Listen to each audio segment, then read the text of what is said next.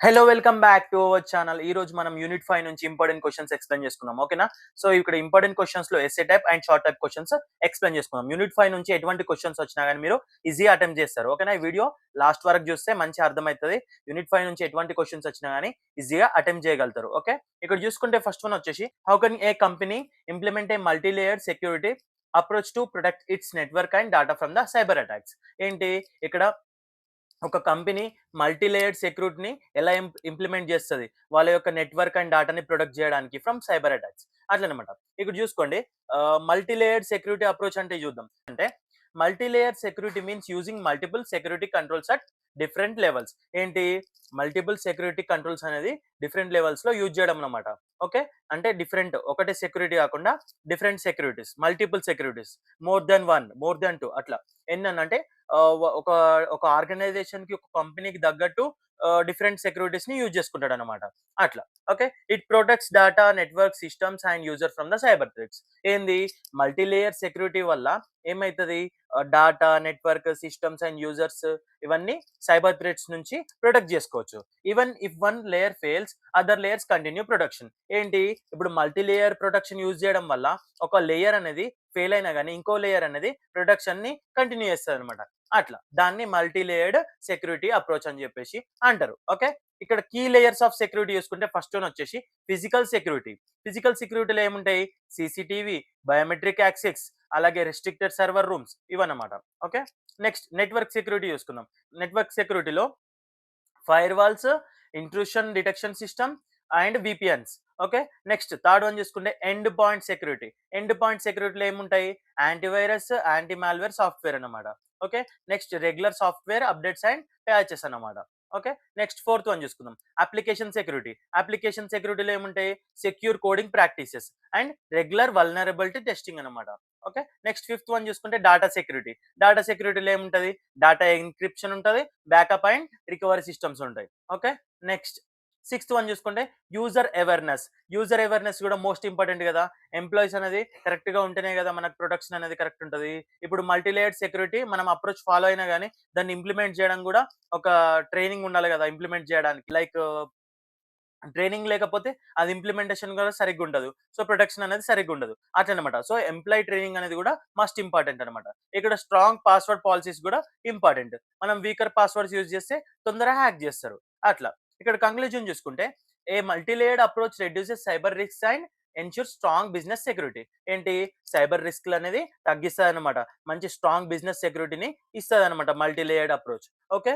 ఇప్పుడు second question చూసుకుందాం. Define the following terms. Cryptography అంటే ఏంటి? Cryptography is the process of converting plain text into coded form. ఏంటి? ఒక ప్లెయిన్ టెక్స్ట్‌ని కోడెడ్ ఫార్మ్‌లో కన్వర్ట్ చేస్తదనమాట. It protects data from the unauthorised access. ఏం చేస్తది? అన్‌ఆథరైజ్డ్ యాక్సెస్ నుంచి ప్రొటెక్ట్ చేస్తది డేటాని. అట్లా. It ensures confidentiality and integrity. ఏంటి? కాన్ఫిడెన్షియాలిటీని, ఇంటిగ్రిటీని పెంచుతది. Used in banking, online transactions and secure communication. దేంట్లో యూజ్ చేస్తారు? బ్యాంకింగ్‌లో, ఆన్‌లైన్ ట్రాన్సాక్షన్స్‌లో, సెక్యూర్ కమ్యూనికేషన్‌లో అట్లనమాట. సో, క్రిప్టోగ్రఫీ అంటే సింపుల్‌గా ఒక డేటాని మనం ట్రాన్స్‌ఫర్ చేసినప్పుడు లైక్ వేరే వాళ్ళకి పంపించినప్పుడు ఆ డేటా అనేది మధ్యలో ఎక్కడ లీక్ అవ్వకుండా, ఒకవేళ లీక్ అయినా గాని టెక్స్ట్ అనేది అదేదో డేటా ఉందో ఆ డేటా నార్మల్ ఫార్మ్ కాకుండా కోడెడ్ ఫార్మ్‌లో ఉంటది. సో, వాళ్ళకి అర్థం కాదనమాట. సో, ఎవరికైతే పంపిస్తామో వాళ్ళకి మాత్రమే అర్థమైతది. వాళ్ళేం చేస్తారు? ఒక ఎన్‌క్రిప్షన్, డిక్రిప్షన్ అని చెప్పేసి ఉంటది. మనం ఎన్‌క్రిప్ట్ చేస్తాం డేటాని. కోడెడ్ ఫార్మ్‌లో కన్వర్ట్ చేస్తాం. సో, వాళ్ళేం చేస్తారు? రిసీవర్స్ డిక్రిప్ట్ చేస్తారు. మనం చెప్పిన కోడ్ వాళ్ళు యాక్సెస్ చేసుకోవడానికి ఉంటదనమాట. మనం చెప్పిన కోడ్ వాళ్ళు టైప్ చేస్తే అది కోడెడ్ ఫార్మ్ నుంచి నార్మల్ ఫార్మ్‌కి కన్వర్ట్ అయితది. ఈ ప్రాసెస్‌ని క్రిప్టోగ్రఫీ అని చెప్పేసి అంటారు. ఓకే.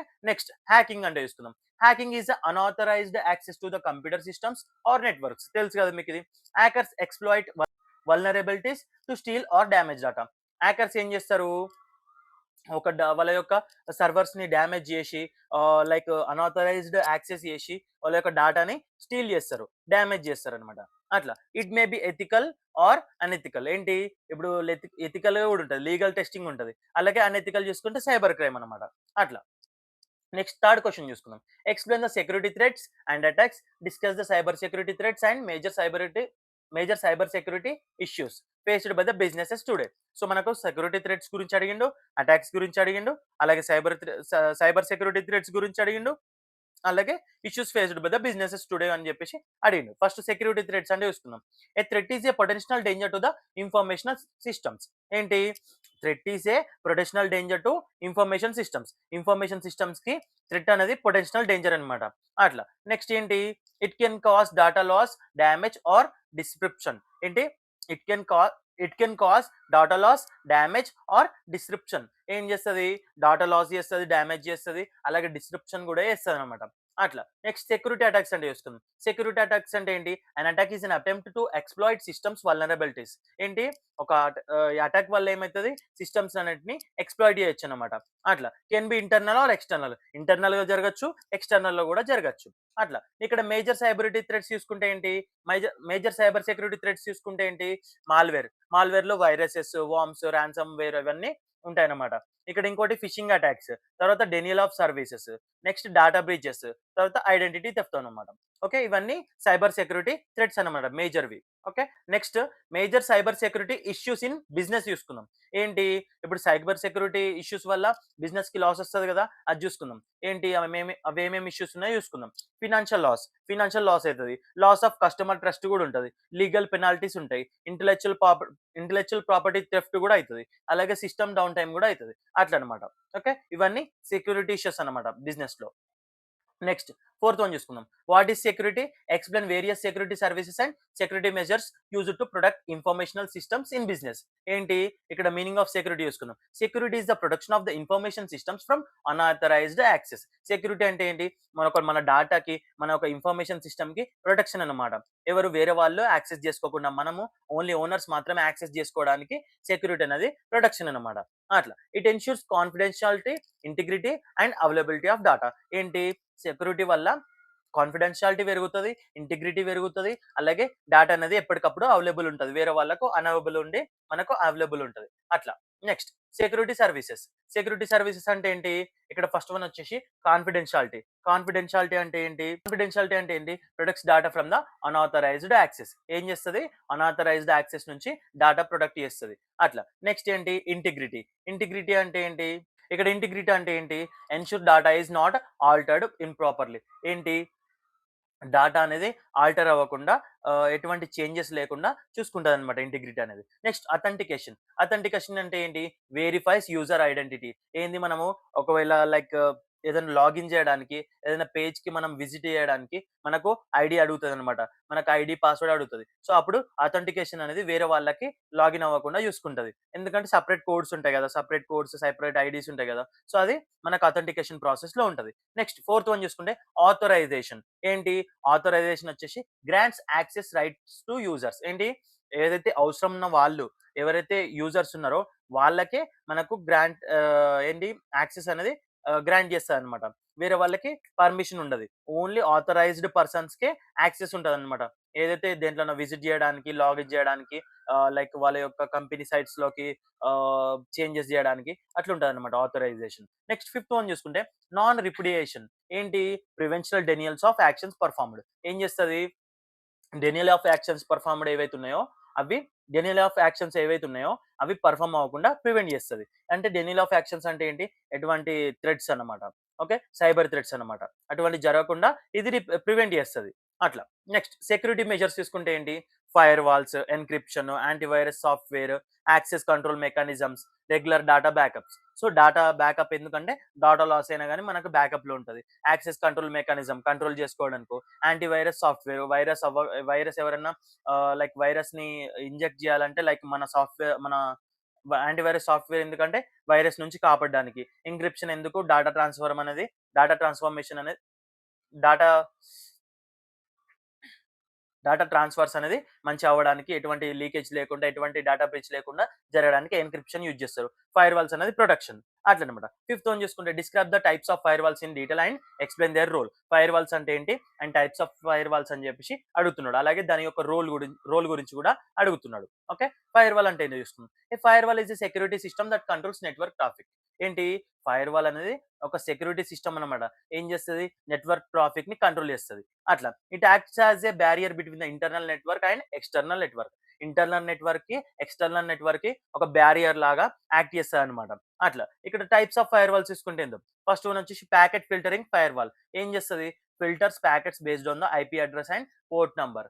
బేసిక్ లెవెల్ సెక్యూరిటీ ఏం చేస్తది, ఏదైతే IP address and port number ఉందో వాటిపైన బేస్ చేసుకొని ప్యాకెట్స్ అన్నిటిని ఫిల్టర్ చేస్తారనమాట. అట్లా అదేంది బేసిక్ లెవెల్ సెక్యూరిటీ అనమాట. Next stateful inspection firewall ఏం చేస్తది, మానిటర్స్ యాక్టివ్ కనెక్షన్స్. ఏదైతే యాక్టివ్ కనెక్షన్స్ ఉన్నాయో వాటిని ఎప్పటికప్పుడు మానిటర్ చేస్తాయన్నమాట. Next more secure than the packet filtering. ఏంటి, ఏదైతే ప్యాకెట్ ఫిల్టరింగ్ ఫైర్ వాల్ ఉంది కదా దానికంటే మోర్ సెక్యూర్ అంట ఈ స్టేట్ఫుల్ ఇన్స్పెక్షన్ ఫైర్ వాల్. అట్లా next proxy firewall. Proxy firewall అంటే ఏంటి, access and internet acts as an intermediate inter acts as an intermediate acts as an intermediatory acts as an intermediary between the user and internet. ఏం చేస్తుంది, ఇంటర్మీడియర్ లాగా ఉంటుంది అనమాట దేనికి, user కి internet కి. Next hides internal network. ఏం చేస్తుంది, ఇంటర్నల్ నెట్వర్క్ ని హైడ్ చేస్తుంది. అట్లా హైడ్స్ ఇంటర్నల్ నెట్వర్క్ ని హైడ్ చేస్తుంది. తర్వాత ఏంటి, ఫోర్త్ వన్ వచ్చేసి next generation firewall, NGFW. Okay, advanced firewall with intrusion detection and deep packet inspection. ఏం చేస్తుంది, దీంట్లో ఇంట్రూషన్ డిటెక్షన్ చేస్తుంది, అలాగే డీప్ ప్యాకెట్ ఫిల్టరేషన్ చేస్తుంది, ఇన్స్పెక్షన్ చేస్తుంది అనమాట. అట్లా ఓకే. నెక్స్ట్ ఇక్కడ రోల్ ఆఫ్ ఫైర్ వాల్ చూసుకుంటే ప్రివెంట్స్ అన్ఆథరైజ్డ్ యాక్సెస్, వేరే వాళ్ళకి యాక్సెస్ అవ్వకుండా చూసుకుంటుంది అనమాట. Monitors incoming and outgoing traffic. ఏంటి, incoming and outgoing traffic ని ఎప్పటికప్పుడు మానిటర్ చేస్తుంది. తర్వాత ఏంటి, protects against malware and attacks. ఏంటి, మాల్వేర్ అండ్ అటాక్స్ ని ప్రొటెక్ట్ చేస్తుంది అనమాట. అట్లా సిక్స్త్ క్వశ్చన్ చూసుకుందాం. What is biometric security, explain it types and application with examples. So biometric security అంటే ఏంటి, biometric security uses unique physical or behavioral traits for the authentication. It proves strong identity verification. ఏం చేస్తుంది, మనకు biometric security అంటే తెలుసు కదా, finger prints, face locks, pattern lakhs, different ఉంటాయి అనమాట. మనకు ఆ సెక్యూరిటీస్ అనేవి ఏం చేస్తుంది, అథెంటికేషన్ కి ఈజీగా మనకు అథెంటికేషన్ అవ్వడానికి హెల్ప్ అవుతాయి అనమాట. ఈ బయోమెట్రిక్ సెక్యూరిటీ వచ్చేసి వేరే వాళ్ళకి అథెంటికేషన్ అనేది జరగకుండా చూసుకుంటది. ఎందుకంటే సపరేట్ ఐడీస్ ఉంటాయి, unique physical are behavioural traits ఉంటాయి కదా. అట్లా స్ట్రాంగ్ ఐడెంటిటీ వెరిఫికేషన్ అనేది ఉంటుంది అనమాట ఈ బయోమెట్రిక్ సెక్యూరిటీలో. అట్లా ఇక టైప్స్ చూసుకుంటే ఫస్ట్ వన్ వచ్చేసి ఫింగర్ ప్రింట్ రికాగ్నైజేషన్, చెప్పిన కదా, use fingerprints for patterns. Okay, next face recognition, identify user through facial features. తర్వాత iris recognition, use eye patterns ని యూజ్ చేస్తుంది. తర్వాత voice recognition, uses voice characteristics. అట్లా next application చూసుకుందాం. Next application చూసుకుంటే mobile phone unlocking, తెలుసు కదా మీకు, మొబైల్ ఫోన్ అన్లాక్ చేయడానికి ఇది యూజ్ చేస్తాం బయోమెట్రిక్ సెక్యూరిటీ. బ్యాంకింగ్ అథెంటికేషన్ కూడా యూజ్ చేస్తాం. Airport security, office access control, ఇవన్నీ యూజ్ చేస్తాం మనం. అట్లా సెవెంత్ క్వశ్చన్ చూసుకుంటే what is a security policy, explain measure to prevent security attacks and discuss the need for the cyber laws in India. Important question అనమాట ఇది. Okay, ఇక్కడ security policy అంటే చూసుకున్నాం. A security policy is the formal document defining security rules and procedures.